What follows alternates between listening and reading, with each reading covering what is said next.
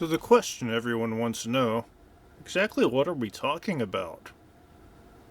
Hmm.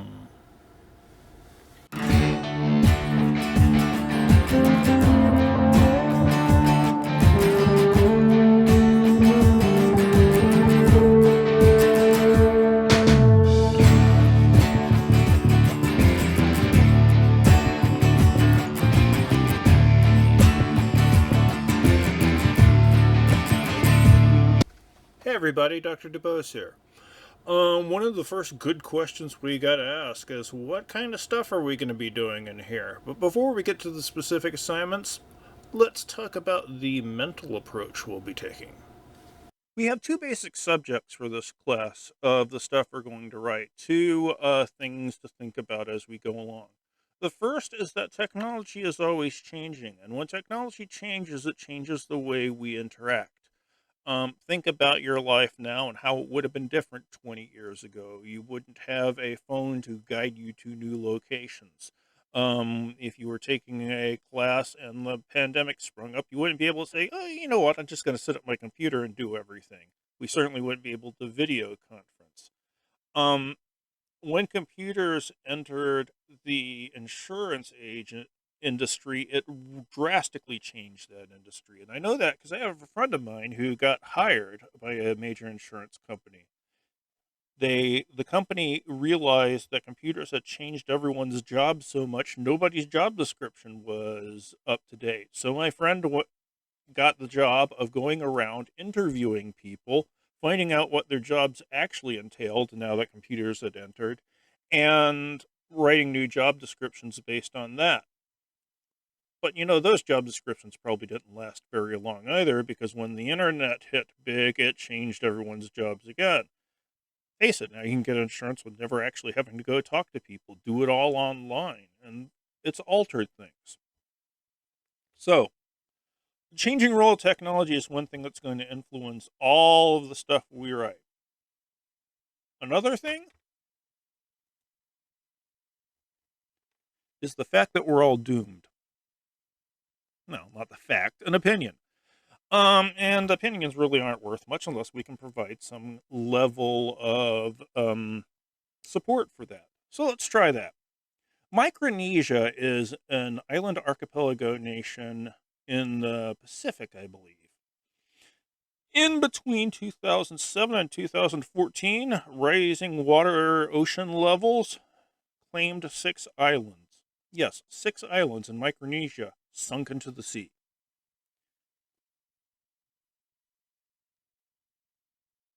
It isn't always like this. You don't always lose islands, but climate change happens, and one of the things that happens with climate change is it messes with precipitation cycles and water levels and so on and so forth. In 2019, Iowa got flooded from massive rains, massive thaws of massive snowfalls from the winter before. This is Cedar Rapids. You can see it's probably not going to be a very fun place to be at the time. In fact, I remember reading that just outside of Cedar Rapids, I-29 was under 15 feet of water. That's how bad the flooding was. And it has real effects on the specific people who live in the area. This is the Delhi Dam in Monticello, Iowa. Well, this is the water that used to be in the dam. It's going all over the place, wiping out people's houses, people, so on and so forth. Is flooding a fluke thing, though? Is it something that we're only seeing every so often? No. Kerala, India in 2018 had massive flooding that led to 483 people dead and 140 just missing. Also in 2018, massive flooding took 151 people in North Korea, 200 in Nigeria, 220 in Japan. We could go on and on. And where's all this extra water coming from? Well, one place is that the Arctic sea ice is going bye-bye. This is a map showing 15 years how little ice was left in 2015. And if you've been paying attention in the last week or two, the last Canadian ice shelf disappeared. about a week ago. So, ice water is melting, causing flooding in places, screwing up weather patterns. And that's not all. Glaciers are going away. Check out Greenland. Look at all that sea ice that used to exist that ain't there anymore. But it's not just flooding and ice we have to worry about. We have to worry about fire. Australia pretty much burned to the ground at the beginning of the year. Over 18 million acres burned. That's larger than Belgium and Denmark combined. And if that much land goes, what about all the animals that live there? Australia is in a weird position because there's lots of animals that existed there that don't exist anymore. And the fires put a whole bunch of them on the endangered species list that weren't there before. 28 people were killed.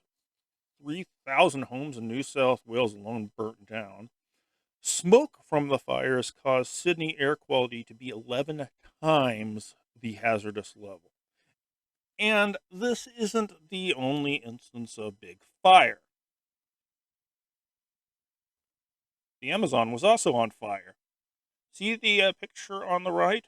That's Sao Paulo, Brazil at noon. Ashes. Fun. And then we have the 2018 California fires, which claimed 459,000 acres. 2016 Great Smoky Mountains, Canada, blah, blah, blah, blah. This is a picture from Centralia, Pennsylvania. It's a little bit of a different kind of thing because Centralia, Pennsylvania used to be a coal mining town. In 1962, the coal mines caught fire. They're still burning. See that smoke coming up? That's noxious coal gas. A town has been on fire for what? Almost 60 years now? Obviously, no one can live there. Has anyone ever heard of the Gates of Hell? This isn't Turkmenistan. It's a natural gas pit that caught on fire and has been burning constantly since 1971. I've really got to find a bigger picture of this because this doesn't do justice to just how huge it is. So we have flooding, we have ice loss, we have fire. Hulu never put season 5 of Steven Universe on. That's personally disappointing to me. Probably not to you, though. Let's move on. Wealth inequality. This is a fairly telling chart that goes up to 2016. And one of the fun things you see here is that in 2016, the top 0.01% of Americans had as much wealth as the bottom 90% combined. The trend did continue. You think that economic inequality is just another bad thing? Well, if we're proving that the world is doomed, let's hit a few more. Bees are dying off. What happens when bees die off? Who pollinates plants for food? That could be a problem. Opioid addiction is rising. This chart, if we went up into 2020, you'd probably see the same kind of trends work. Steadily increasing heroin overdoses, steadily increasing synthetic opioid overdoses, and prescribed drug overdoses lead heroin overdoses. That there's a massive drug problem that we can't get a handle on. Sign the world is doomed? Maybe. You want another sign the world is doomed? People still care about the Kardashians. I don't know why. In 2018, December, there was a government shutdown that lasted for about 2 months. And what happened during the government shutdown? Well, there were no park rangers. This is a picture of Joshua Tree National Park in California. If there's no park rangers and no one to look after stuff, what's the human being's first instinct? Graffiti! Makes you proud to be in the 419, huh? And 2019 had an actual Nazi march going on. Now, these are my notes from when I taught this in spring. And has it gotten any better since then?